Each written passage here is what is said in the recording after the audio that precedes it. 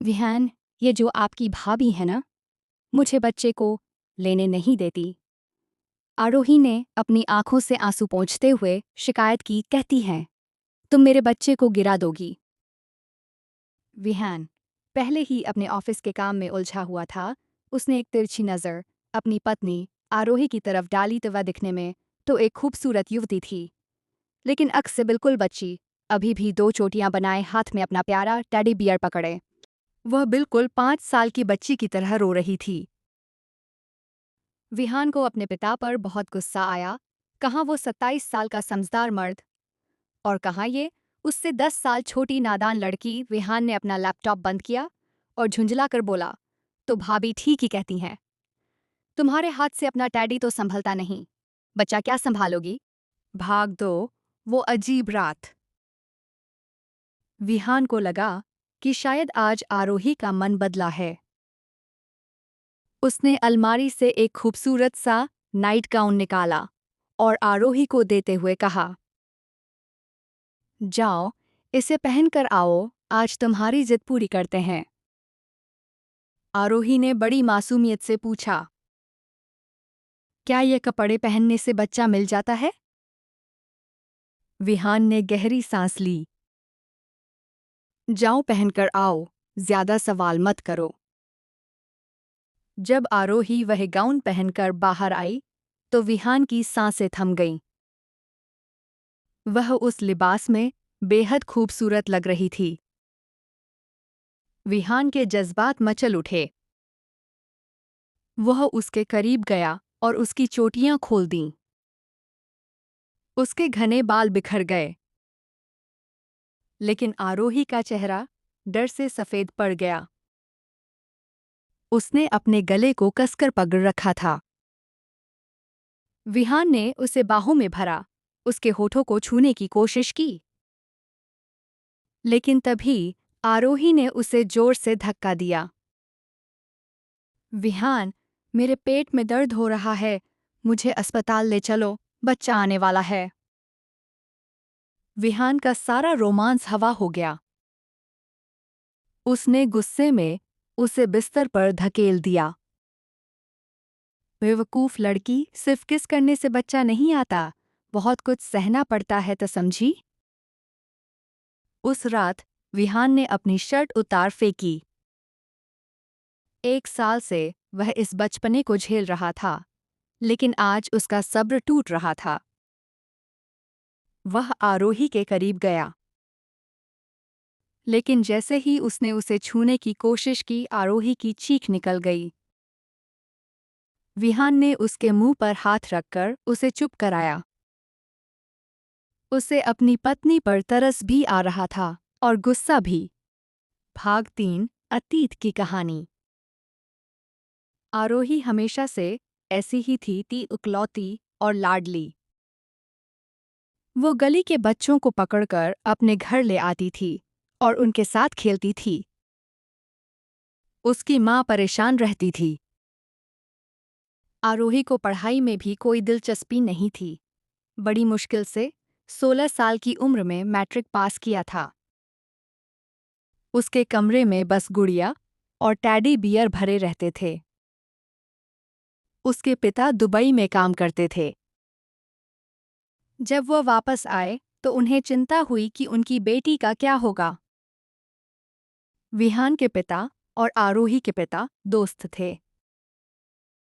विहान के पिता ने वादा किया, तुम चिंता मत करो, मेरी बहू बनकर वह राज करेगी, मेरा बेटा उसे बहुत खुश रखेगा। विहान ने जब फोटो देखी थी तो आरोही साड़ी में बहुत समझदार लग रही थी। उसे क्या पता था कि वह 16 साल की एक बच्ची है। सुहागरात पर भी गजब तमाशा हुआ था। विहान जब कमरे में आया तो देखा कि आरोही बिस्तर के नीचे कुछ ढूंढ रही है। क्या ढूंढ रही हो? मेरा टैडी, माँ ने कहा था वो यहीं होगा, मैं उसके बिना नहीं सो सकती। विहान उस रात अपना सिर पकड़कर सोफे पर सो गया था। सुबह जब वह उठा तो देखा आरोही बेफिक्र होकर सो रही है। विहान ने अपनी माँ से शिकायत की। ये कैसी लड़की है? इसे तो शादी का मतलब भी नहीं पता। माँ ने हंसकर कहा, समय दे बेटा, धीरे धीरे सब सीख जाएगी। भाग 4 क्रिकेट और शर्मिंदगी। एक शाम विहान अपने दोस्तों के साथ घर लौट रहा था। उसने दोस्तों से बड़ी डींगे हारी थीं कि उसकी बीवी बहुत संस्कारी और नज़ाकत वाली है। लेकिन जैसे ही गाड़ी घर के सामने रुकी, विहान के होश उड़ गए। आरोही अपनी कमर पर दुपट्टा बांधे गली के 10-12 साल के बच्चों के साथ क्रिकेट खेल रही थी। और तो और वह एक बच्चे से लड़ रही थी। चीटर, मैं आउट नहीं हुई, तूने चीटिंग की है। आरोही चिल्ला रही थी। विहान का दोस्त हंसने लगा। भाई, ये तेरी बीवी है, ये तो खुद बच्ची है। विहान शर्म से पानी पानी हो गया। वह गाड़ी से उतरा, बैट छीना और आरोही का हाथ पकड़कर उसे अंदर घसीटते हुए ले गया। अंदर जाकर उसने आरोही पर बहुत गुस्सा किया। तुम्हें शर्म नहीं आती मोहल्ले के बच्चों के साथ खेल रही हो? मेरे दोस्तों के सामने मेरी नाक कटवा दी। आरोही रोने लगी। तुम बहुत गंदे हो, मुझे अपने मम्मी पापा के पास जाना है तो सब मुझे डांटते रहते हैं। भाग 5 एक नई शुरुआत। समय बीतता गया। विहान अब आरोही से दूर ही रहता था। लेकिन तभी घर में एक खुशी आई। रिया भाभी को बेटा हुआ। आरोही खुशी से पागल हो गई। वह दौड़कर बच्चे को लेने गई, लेकिन रिया ने उसे झिड़क दिया। खबरदार, जो मेरे बेटे को हाथ लगाया, तुम उसे गिरा दोगी, जाओ यहाँ से। आरोही का दिल टूट गया। वह रोते हुए विहान के पास कमरे में गई। विहान काम कर रहा था। विहान, मुझे बच्चा चाहिए, अभी के अभी। उस रात विहान ने आरोही की आंखों में एक अलग दर्द देखा। 1 साल का सब्र और आरोही की जिद। उस रात दोनों के बीच की दूरियां मिट गईं। आरोही रोती रही, लेकिन विहान ने उसे चुप कराते हुए कहा, तुम्हें बच्चा चाहिए ना? बस थोड़ा सा दर्द और। अगली सुबह जब विहान उठा, तो आरोही डरी हुई थी। क्या सब पति अपनी पत्नियों को ऐसे ही दर्द देते हैं? आप बहुत बुरे हो। विहान मुस्कुराया और उसके माथे को चूम लिया। पगली, इसी के बाद तो बच्चा मिलता है। भाग 6 कोमा और चमत्कार। 1 महीने बाद खुशखबरी मिली, आरोही प्रेग्नेंट थी। अब विहान पूरी तरह बदल गया। वह आरोही का ख्याल रखने लगा। आरोही के पैरों में सूजन आती तो वह रात भर जागकर उसके पैर दबाता। आरोही को अब विहान से प्यार होने लगा था। वह उसे अपने पास सुलाती, उसका हाथ पकड़कर सोती। 9 महीने पूरे हुए, लेबर पेन शुरू हुआ। आरोही दर्द से चीख रही थी। विहान, मैं मर जाऊंगी, मुझे बहुत दर्द हो रहा है। विहान की आंखों में आंसू थे। उसने उसका हाथ कसकर पकड़ रखा था। कुछ नहीं होगा, मैं हूं ना। ऑपरेशन थिएटर के बाहर विहान बेचैनी से टहल रहा था। डॉक्टर बाहर आए, चेहरा उदास था। मुबारक हो, बेटा हुआ है। लेकिन क्या डॉक्टर, आरोही ठीक है ना? सॉरी मिस्टर विहान, डिलीवरी के दौरान कॉम्प्लिकेशंस हो गए थे। बच्चा ठीक है, लेकिन आरोही कोमा में चली गई है। विहान के पैरों तले जमीन खिसक गई। वह दौड़कर अंदर गया। आरोही बेजान पड़ी थी। आरोही, उठो ना। देखो, हमारा बेटा आया है। बिल्कुल तुम्हारे जैसा है। तुम तो कहती थी ना कि तुम्हें बच्चा चाहिए। अब उठो भी। लेकिन आरोही नहीं उठी। दिन हफ्तों में और हफ्ते महीनों में बदल गए। 4 महीने बीत गए। विहान की हालत देवदास जैसी हो गई थी। डॉक्टर ने जवाब दे दिया था, मिस्टर विहान, अब उम्मीद कम है। हमें लाइफ सपोर्ट हटा देना चाहिए। नहीं, विहान चिल्लाया। वह जिंदा है तो मेरा प्यार और उसका बेटा उसे वापस लाएगा। विहान ने एक तरकीब सोची। वह रोज अपने बेटे अंश को आरोही के पास लिटाता। उसे उम्मीद थी कि एक माँ अपने बच्चे की पुकार सुनकर जरूर जागेगी। एक दिन अंश बहुत रो रहा था, भूख से बिलख रहा था।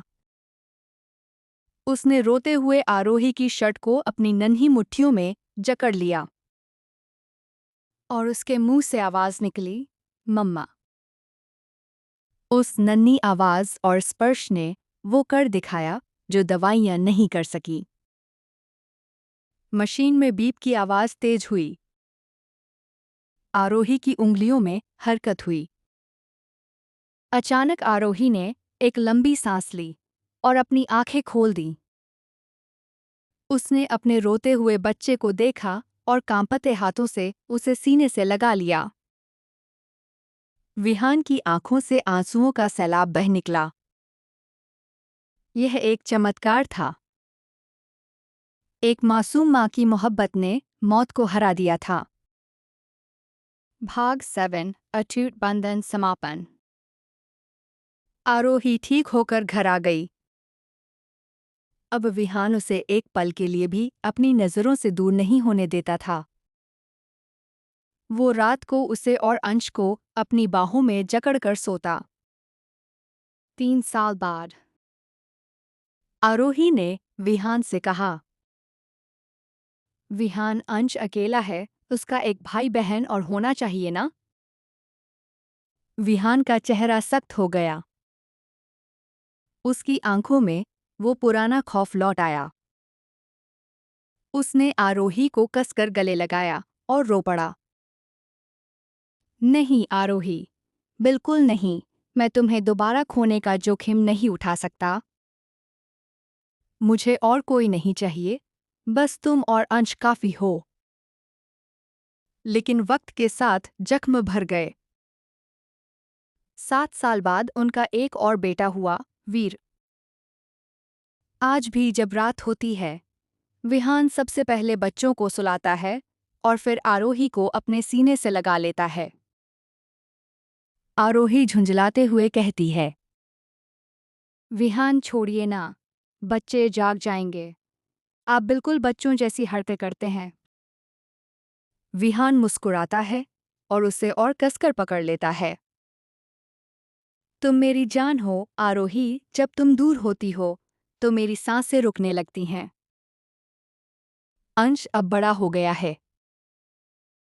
वो आता है और अपनी माँ का हाथ विहान से छुड़ाकर अपने हाथ में ले लेता है। पापा, ये मेरी मम्मा है, आप इन्हें तंग मत करो। विहान हंसता है और अपने पूरे परिवार को एक साथ गले लगा लेता है। एक नासमझ इश्क अब एक अटूट बंधन बन चुका था।